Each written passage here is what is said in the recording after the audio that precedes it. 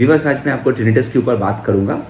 Tinnitus is a sound और इसके पीछे कोई सोर्स नहीं होता। उनके कान में रिंगिंग या बजिंग या कंटिन्यूस ध्वनि आती है और वो उससे काफ़ी परेशान होते हैं। इसके अलावा दैट में produce a depression and that में बी प्रोड्यूस बाय डिप्रेशन। और कॉग्निटिव मतलब पेशेंट के सोचने समझने और कंसंट्रेशन की कैपेसिटी कम होने लगती है। एजिंग के साथ ये कॉमन है, लेकिन ऐसी बहुत सी बीमारियां हैं जिसमें ये यंग एज में होती है।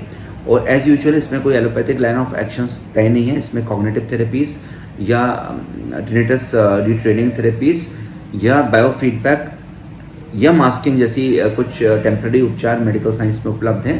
और अगेन इसमें अगर सेकेंड जनरेशन थेरापेटिक्स को अप्लाई करें और होम्योपैथिक मेडिकेशंस विद योगा अगर हम सम्मिलित करते हैं तो इसके रिजल्ट्स बहुत अच्छे हो सकते हैं। इन प्रोटोकॉल्स के ऊपर मैं बात करूंगा कि इन टिनिटस क्यों होता है, ये किस तरीके से ठीक किया जा सकता है, होम्योपैथिक मेडिकेशंस किस तरीके से आपके इन केस में प्रभावी होता है। सो टिनिटस 4 तरीके का होता है। एक को हम सब्जेक्टिव कहते हैं, दूसरे को हम कहते हैं सेंसरी न्यूरल, तीसरे को हम सोमैटिक कहते हैं, चौथे को हम कहते हैं ऑब्जेक्टिव।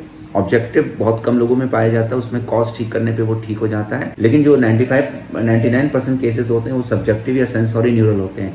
तो डॉक्टर्स इसमें सिर्फ थेरेपीज का ही यूज़ करता है, चाहे वो बायोफीडबैक हो, जैसे मैंने बताया कॉग्निटिव थेरेपीज हो या रीट्रेनिंग हो, लेकिन ये मुख्य इलाज नहीं होते हैं। और मेजर ड्रग्स में कार्बामाजेपिन से बहुत सारी ड्रग्स यूज़ की जाती हैं जो उचित नहीं है अनलेस एंटिल की पेशेंट की स्थिति बहुत बुरी हो। तो इसमें होम्योपैथिक मेडिसिन और सेकेंड जनरेशन थेरापेटिक्स का एप्लीकेशन बहुत कारगर है। मैं इसके ऊपर सबसे पहले बायोमार्किंग की बात करूंगा, क्योंकि सेकेंड जनरेशन थेरापेटिक्स तभी अप्लाई कर सकते हैं जब बायोमार्कर्स क्लियर हो, प्रोग्नोसिस कहाँ जाना है कैसे जाना है वो क्लियर हो।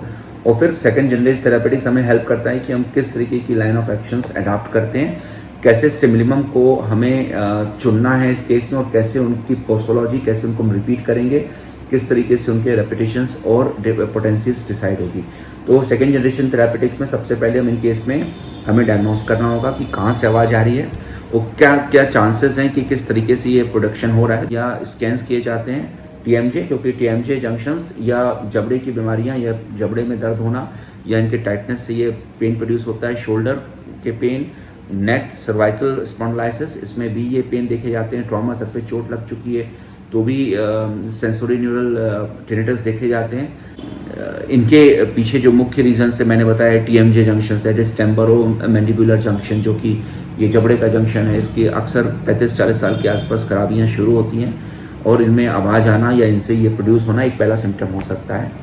दूसरे जो कंडीशन उसमें ट्यूमर्स होते हैं, चाहे वो बिनाइन ट्यूमर्स हों या न्यूरोफाइब्रोमास में है, तो उस केस में न्यूरोफाइब्रोमा का ट्रीट करने की कोशिश की जा सकती है। सर्जिकल केस होता है, चांसेस कम होते हैं रिजल्ट्स के, पेशेंट वेट नहीं कर सकता है तो पेशेंट सर्जरी भी कर सकता है, होम्योपैथिक मेडिसिन भी ले सकता है, जिससे जो SOL से इंड्यूस कंडीशन है वो तो ठीक हो और इसके अलावा पेशेंट के टिनिटस पोस्ट सर्जिकल सिकली के रूप में ना रहे। पेशेंट के को एलर्जीज है और उसके कान, नाक, गले का इन्वॉल्वमेंट है और हल्की सी सूजन कान के आसपास के एरियाज में भी आई है, नर्व्स का भी इन्वॉल्वमेंट हुआ है, तो उसमें भी टिनिटस प्रोड्यूस हो सकता है। Apart from sinusitis, apart from different symptoms of allergies, इसमें भी होम्योपैथिक मेडिकेशंस के कॉम्बिनेशंस हेल्प करते हैं। पेशेंट की थायराइड को देखना, TSH, T3, T4, HbA1c, fasting and PP sugar, then LFT, इनको CBC के साथ, CRP के साथ, विटामिन D डेफिशिएंसीज को देखना जरूरी है। एनीमिक है कि नहीं पेशेंट देखना इंपॉर्टेंट है। इनके बायोमार्कर्स हमने तय कर दिए जो कि मॉनिटरिंग होंगे, एक प्रोग्नोस्टिक होगा और एक डायग्नोस्टिक होगा। इसके अलावा फिजियोलॉजिकल जो है वो भी इसको डिफाइन करने के लिए इंपॉर्टेंट रहेगा। इन चारों बायोमार्कर्स के साथ ही हम ट्रीटमेंट को तय करेंगे और ट्रीटमेंट की दिशा के साथ हम इन मेडिकल कॉम्बिनेशंस को लेंगे, जिसमें हम स्टेप लैडर प्रिस्क्रिप्शन और synergistic combinations of a single stimulus हम अप्लाई करेंगे।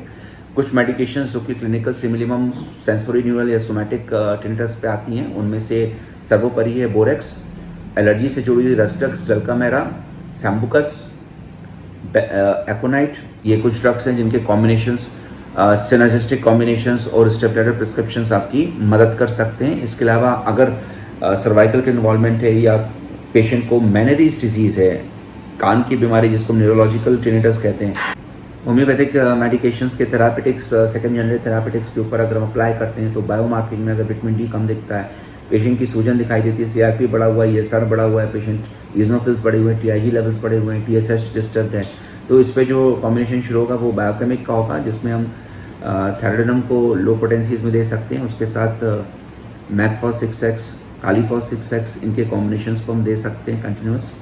और सेनेजेस्टिक सिंगल स्टिमुलस कॉम्बिनेशंस के रूप में कुछ और ड्रग्स के कॉम्बिनेशंस हेल्प करेंगे, जिसमें से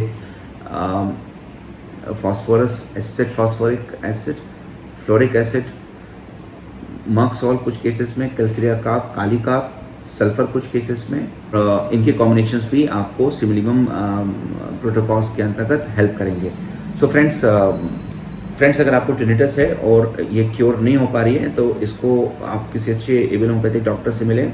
सेकेंड जनरेशन थेरापेटिक्स का एप्लीकेशंस के बाद ये कंडीशन को ठीक किया जा सकता है। अगर आपको कोई दिक्कत है तो आप मुझे इस नंबर पे लिख सकते हैं, इस मेलिंग आईडी पे लिख सकते हैं। और आई एम श्योर कि एक कम छुआ टॉपिक है, इसके ऊपर मैंने जो भी आपको बताया है ये संक्षिप्त में बताया है, लेकिन ये आपको इस बात में गाइड करेगा कि आपको करना क्या चाहिए और किस तरीके से ये ट्रीटमेंट किया जा सकता है, क्या होम्योपैथिक थेरापेटिक्स इसमें हेल्प करती है। आप जरूर हमसे मिलें या किसी भी क्वालिफाइड होम्योपैथिक थेरापेटिक्स ट्रीटमेंट के साथ चलें और ये ठीक किया जा सकता है मित्रों। और मुझे आखिरी तक सुनने के लिए आपके अंदर बैठे ईश्वर को मैं प्रणाम करता हूँ। All the best, take care.